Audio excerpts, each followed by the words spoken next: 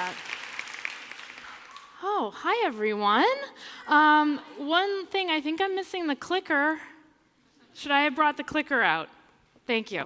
All right, sorry. Welcome everyone. I am so happy to see you all today. I'm so happy to be here. Thank you for traveling all this way, for those of you that traveled. I just have a question because I'm personally curious. Can you raise your hand and I'll try to see you in the light? How many of you, is this your first Female Founders Conference? Oh my God, oh, this is so exciting. Okay, oh wow. And then how many of you have actually started a startup and are working on one right now? Oh my God, oh geez, okay, that's a lot. This is very exciting. All right, well, let's get started then. I want to start off today with some, well, this is by the way, the Twitter thing, and share the live feed for people who can't be there. I want to start off today with some personal news. After working on Y Combinator for 11 years, I'm going on a sabbatical for the next year. Which is exciting. I want to focus on some projects, and to be honest, I'm a little bit tired. YC is my favorite thing in the world, but it's also all-consuming, and it's hard to work on something all-consuming for 11 years without a break, including maternity leave, which was my fault. I also want to spend more time with my sons. They're 7 and 4 now, and I'm not going to be able to get these years back. So pretty much right after this conference, I'm going to go on sabbatical. And thank you. And that brings me to the topic of my talk. I'm going to tell you what I want you to remember while I'm away. And I was thinking about what I wanted YC founders to remember while I was away, and I realized that everything I wanted to tell them was just as applicable to you all, so I'm going to give you the exact same advice that I'd give YC founders. Okay, make something people want. This is Y Combinator's motto. And after 11 years and more than 1,000 startups, I know we picked the right one. Nothing else you do will matter if you're not making something people want. You can be the best spokesperson, the best fundraiser, the best programmer, but if you aren't building a product that satisfies a real need, you'll never succeed. And my advice to those of you who are still looking for an idea is to solve a problem that you yourself have. Then you'll at least know it's something that at least one person really wants. And when you're part of the target market, you'll have insights about it that you wouldn't otherwise. But you should graduate from making something just for yourself and make something for other people as fast as you can.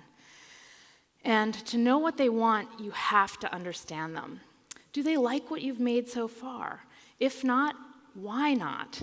Talk to your users as much as you can, even if that means doing things that don't scale early on. I don't know a single case of a startup that felt like they spent too much time talking to users. And be open to adjusting your ideas, because good ideas evolve. The most famous example of this type of evolution within the YC community is probably Airbnb. They started off making or having airbeds on floors for conferences, and then airbeds on floors but without conferences, and then actual bedrooms, and then whole places. And that final step happened, believe it or not, because Barry Manilow went on tour.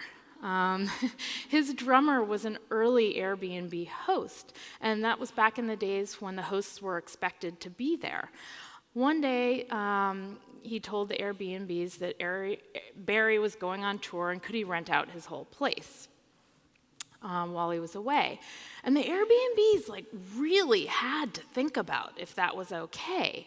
They were still Air Bed and Breakfast back then, not Airbnb. So guests had to get breakfast. But in the end, they said yes. And this type of stay is now most of Airbnb's business. Your users are your guidepost. And the way you stay on the right path in the early stages of a startup is to build stuff and talk to users, and nothing else. One of the most conspicuous patterns we've seen among the 1,000 startups we've funded is that the most successful founders are always totally focused on their product and their users, to the point of being fanatical. The best founders don't have time to get caught up in other things. This is a list of things that I see easily distract founders. And these are the equivalent. They're like the startup equivalent of wolves in sheep's clothing. Notice that this list implies you shouldn't be here.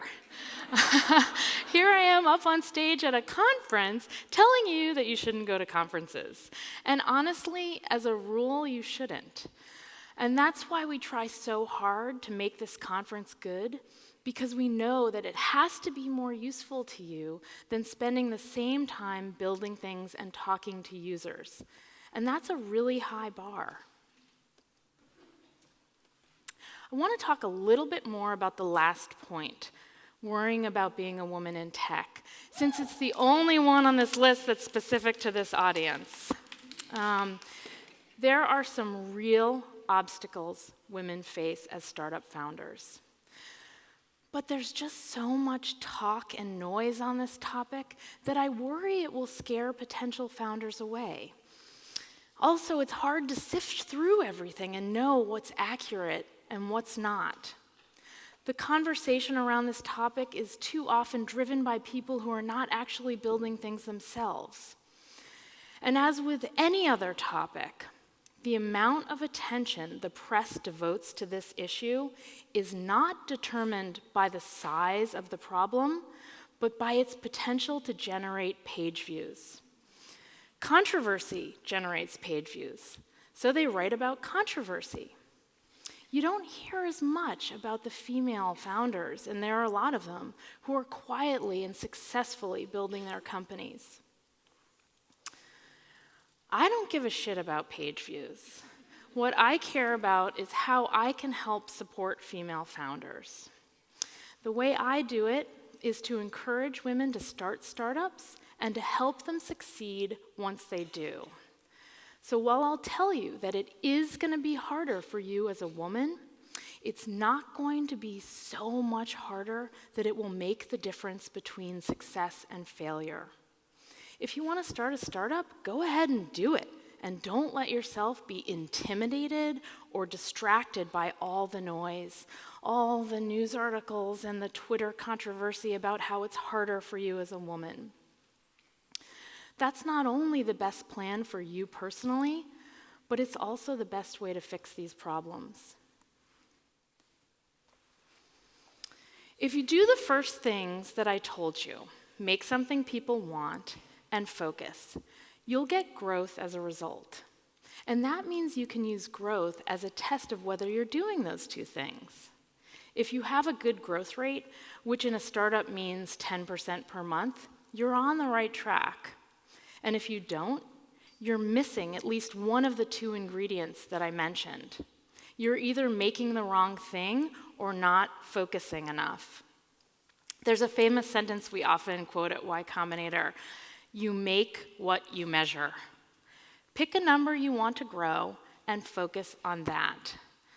The best metric to choose is good old-fashioned revenue.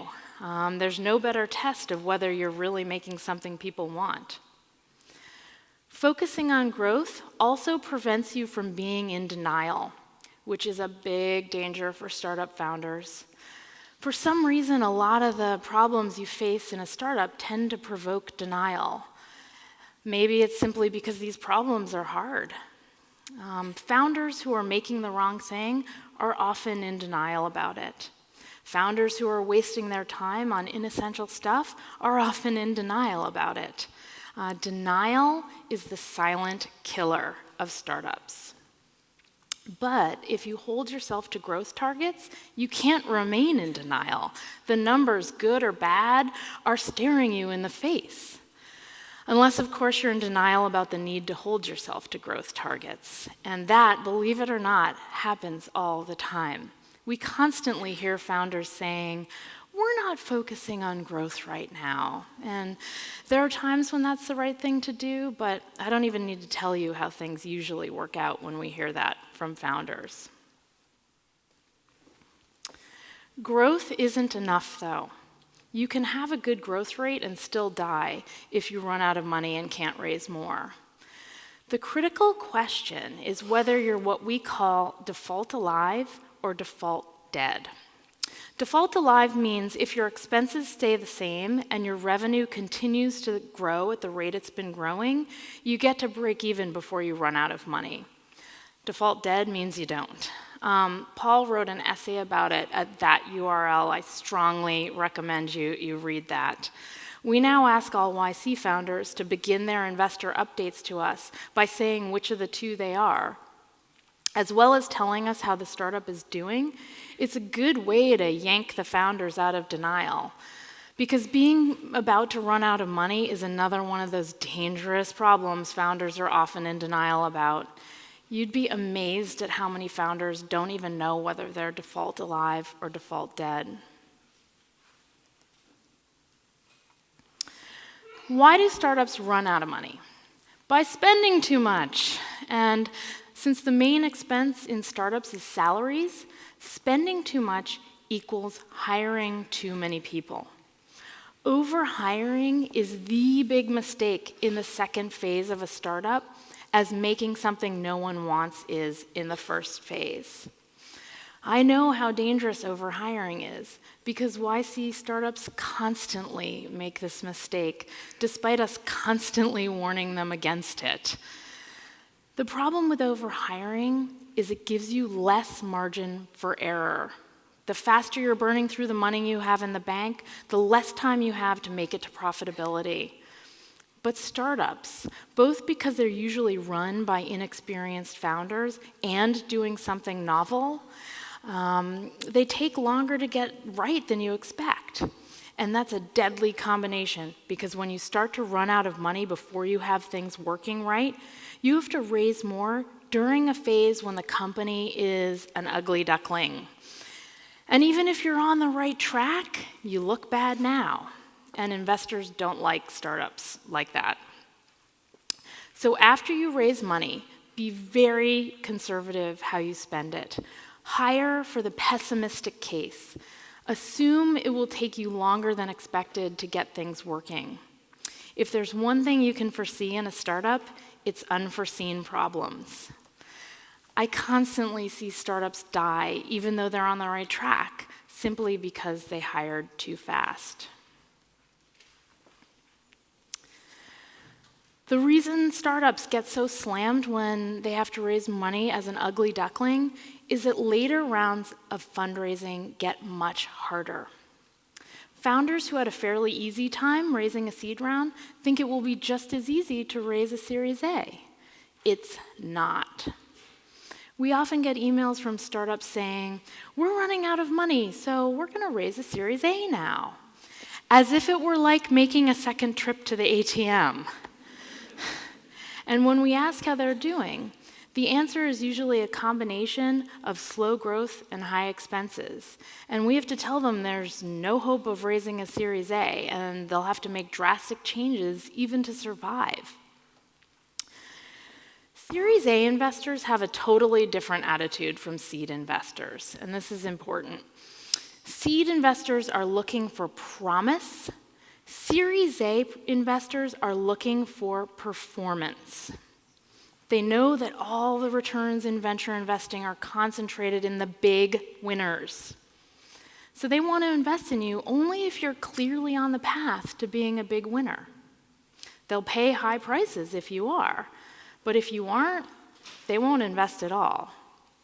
So even if you're on the right path, but still in the middle of converting promise to performance, they still won't invest. To them, there's not much difference between a startup halfway along the right path and a startup on the wrong path. If they don't see sufficient progress, they don't care why. So I've made startups seem pretty scary so far. I'm really sorry, I can't help myself. I've just seen so much. The good news is that this is a pretty complete list. If you avoid all the mistakes I warn you about here, you'll be in really good shape.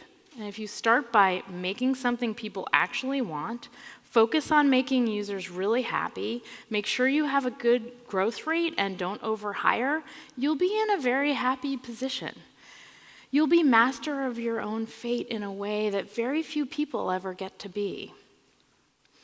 We host this conference for 2 reasons. 1 is to inspire more women to start startups, and 2 is to try to help women who already have become more successful. But I have a more specific goal than that. I want there not just to be more female founders. I want there to be more female founders of the big winners, the unicorns. These are the founders who make the most effective role models. And role models are what we need most if we want to encourage more women to take the leap and start their own companies. And you know where most of the founders of the big winners are going to come from? From this room. Seriously. After funding over 1,000 startups at Y Combinator, I know what it takes to start these successful companies. And from meeting the people who've come to past female founders conferences, I know there are a lot of you in this room who have what it takes. Imagine the future we'll have if you go ahead and do it. Thank you.